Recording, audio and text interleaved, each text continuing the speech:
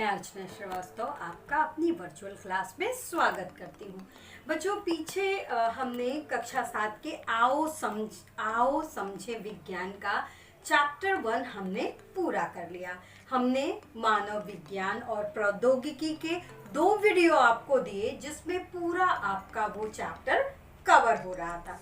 बच्चों, हमने चैप्टर 2 में भी आपको एक वीडियो दिया है और ये चैप्टर 2 का दूसरा वीडियो है। बच्चों, इससे पहले वाली क्लास में हमने पढ़ा ऊन कैसे बनता है, ऊन रेशे से ऊन बनाने की प्रक्रिया क्या है, कौन सी प्रकार की भेड़ों का ऊन किस स्थान पे पाया जाता है और उनका किस प्रकार से इस्तेमाल होता है।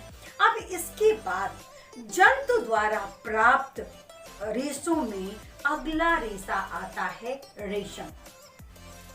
बच्चों, रेशम एक प्राकृतिक रेशा है जो रेशम के कीट के कोकून से प्राप्त किया जाता है। प्राचीन काल में राजसी वस्त्रों को बनाने के लिए रेशम का प्रयोग किया जाता था। रेशम का आविष्कार चीन में हुआ और आज भी चीन विश्व का सर्वाधिक उत्पादक देश है।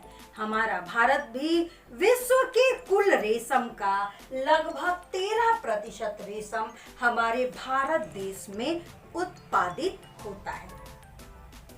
बच्चों, रेशम का अब आपको मैं बता रही हूँ रेशम का कीट कहाँ पाला जाता है। रेशम का कीट बच्चों ओक, अरंडी और सहतूत के पेड़ पे पाला जाता है और इसका बड़े पैमाने पे इसका पालन किया जाता है।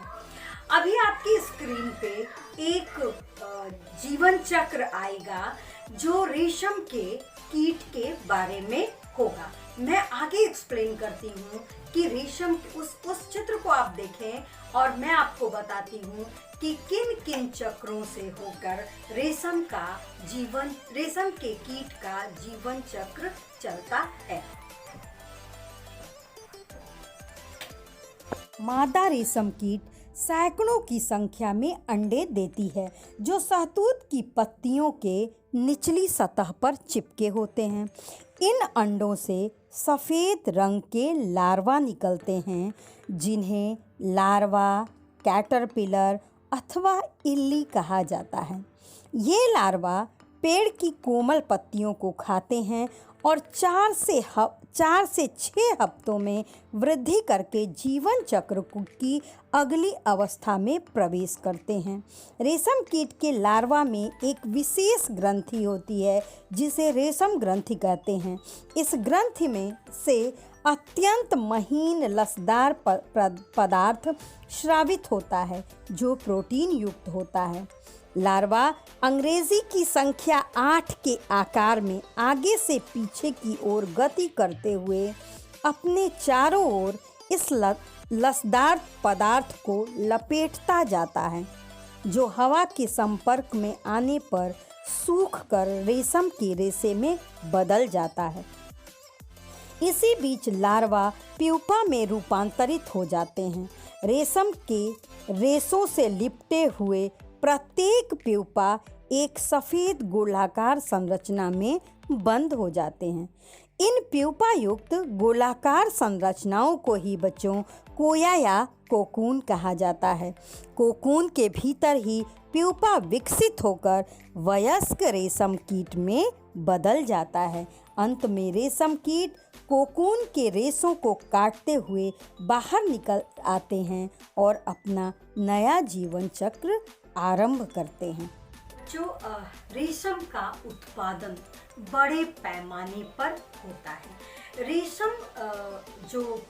रेशम का उत्पादन किया जाता है उसको हम अंग्रेजी में रेशम सेरीकल्चर कहते हैं। जो ये क्या है, ये रेशम के कीट को पालने का जो विज्ञान है उसको हम सेरीकल्चर कहते हैं या रेशम कीट पालन कहते हैं। जैसे मधुमक्खी पालन होता है ना, बी कीपिंग, उसी तरह सेरीकल्चर होता है। सेरीकल्चर में क्या करते हैं, हम रेशम के कीटों का पालन करते हैं।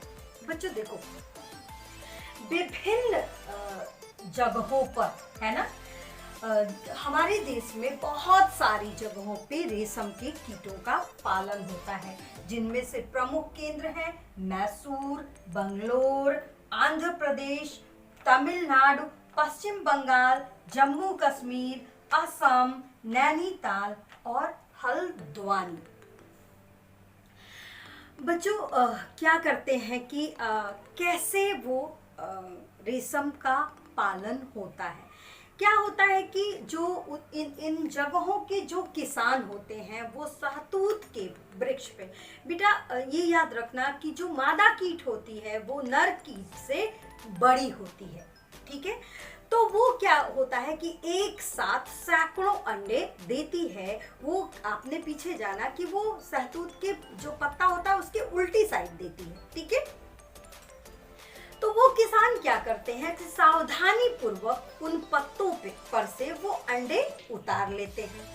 फिर जो वो व्यवसायी होते हैं, जो कीट पालन का काम करते हैं, वो किसानों से आके वो अंडे खरीद लेते हैं। अगर किसान स्वयं व्यवसायी हैं तो वो उन अंडों को कलेक्ट कर लेते हैं।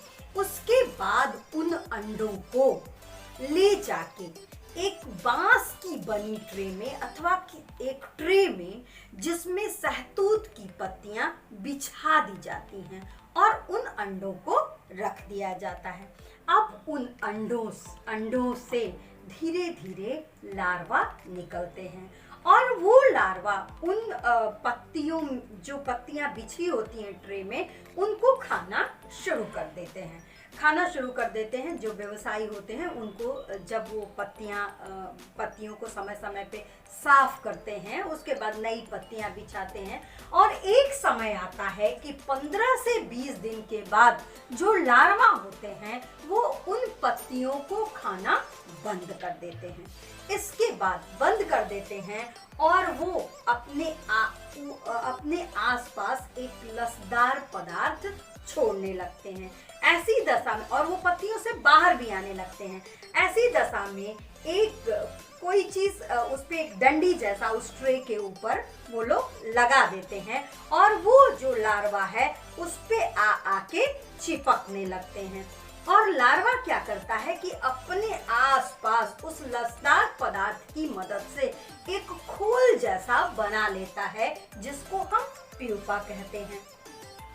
अब बच्चों, इसी प्यूपा वाली स्टेज पे क्या किया जाता है कि 95 डिग्री से लेके 97 डिग्री सेंटीग्रेड तक का टेम्परेचर देके उतना तापमान पर 10 से 15 मिनट तक उसे उबाला जाता है और उसके बाद उस प्यूपा में से जो रेशम का धागा होता है वो निकाला जाता है।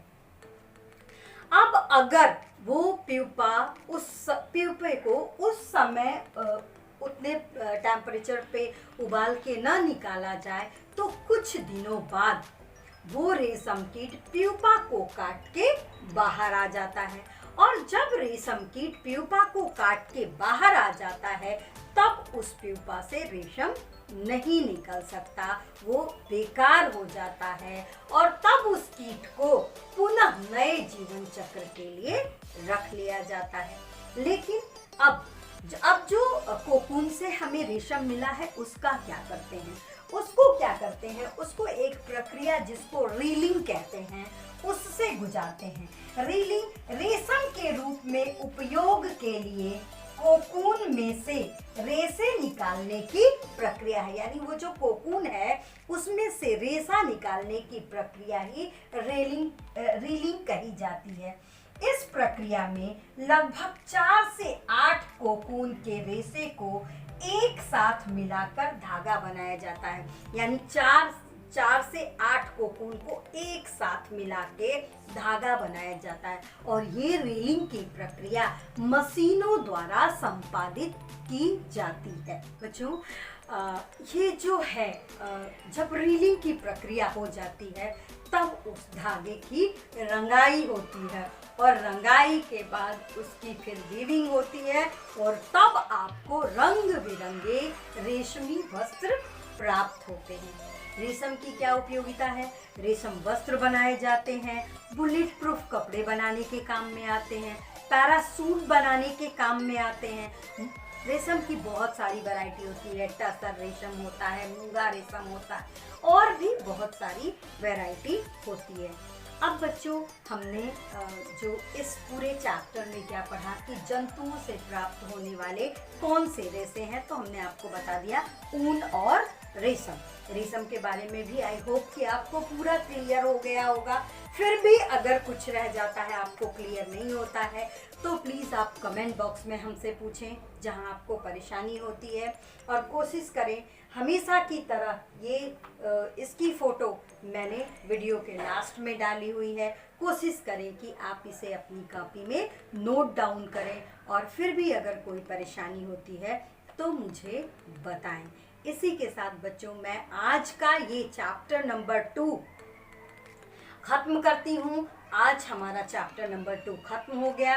अब अगली क्लास में हम चैप्टर नंबर 3 पढ़ेंगे। उसी के साथ मैं आपसे विदा लेती हूँ।